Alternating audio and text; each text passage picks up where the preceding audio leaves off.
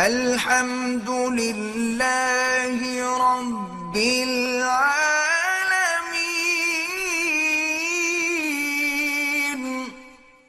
حجر اسود کو چومنے کے لیے لڑائی کرنا حرام ہے۔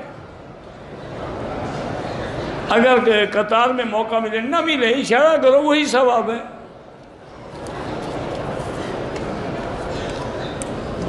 طواف اور نماز میں وضو ٹوٹتا ہے تو ہر نماز کے لیے نیا وضو، مثلا مغرب کو جو وضو کیا ہے وہ عشاء تک کافی ہے، ٹوٹتا رہے، پھر عشاء کے لیے نیا وضو کریں۔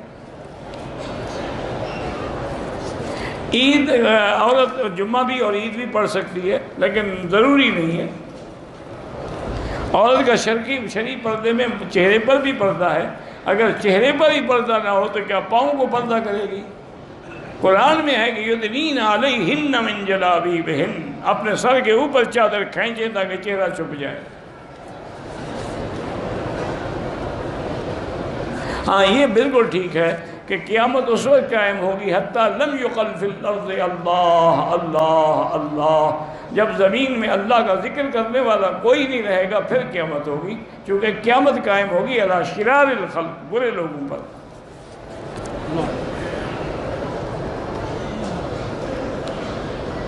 رشتہ آیا ہے، استخارہ بھی کیا ہے، لڑکا جاب کرتا ہے،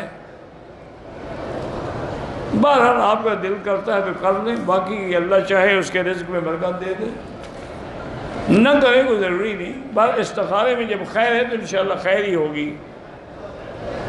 حضرت عزیر کا گدہ جنت میں جائے گا، تم اپنا فکر کرو، اس کے گدے کا کوئی فکر نہ کرو۔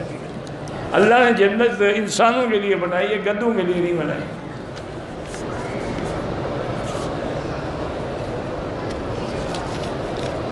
بیوی بیٹی بہن عمرے کے لیے ساتھ ہیں، محرم میں ہوں، عمرے کے لیے میرے بغیر ہوٹل سے اکیلے آ کر ادا کیا ہے، کوئی بات نہیں۔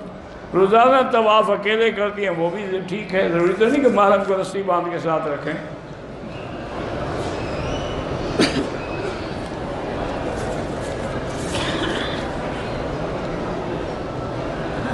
یہ خواب کا پتہ نہیں لگتا، خواب اگر برا ہو تو بتایا ہی نہ کرو۔ ہم ہر سال میلاد شریف مناتے ہیں، بالکل بدعت ہے، ثواب کے بجائے گناہ ہوتا۔ کل محدثۃ بدعہ وکل بدعۃ ضلالہ۔ اگر میلاد دین ہوتا، میرا ایمان ہے سب سے پہلے ابو بکر عمر عثمان علی مناتے ہیں۔ اگر میلاد دین ہوتا سب سے پہلے حسن حسین بی بی فاطمہ مناتے۔ یہ تو 600 سال بعد ایک بادشاہ نے رسم جاری کی تھی، وہ گلے میں پڑ گئی۔ اب تو نہیں پیر ایسے ہتھ کنڈے کرتے ہیں کہ آدمی حیران ہو جاتا ہے۔ ایک پیر صاحب تھے، میں نام تو نہیں لیتا، تو وہ سفر میں ہوتے نا جی، تو بڑا پروٹوکول، آگے پیچھے گاڑیاں شاڑیاں، تو بس سڑک کے کنارے جنگل میں جاتے جاتے اشارہ کر دے گاڑیاں روک دو، گاڑیاں رک جاتی، حضرت جلدی سے گاڑی سے نکلتے اور دور جا کے ایسے ہاتھ باندھ کے کھڑے رہتے، آدھا پونا گھنٹہ کھڑے رہتے، اس کے بعد واپس آتے، کہتے حضور پاک کی سواری جا رہی تھی، میں ملنے کے لیے گیا تھا۔ ہم ایسے آدمی کو میں پیر کہوں یا کیا کہوں؟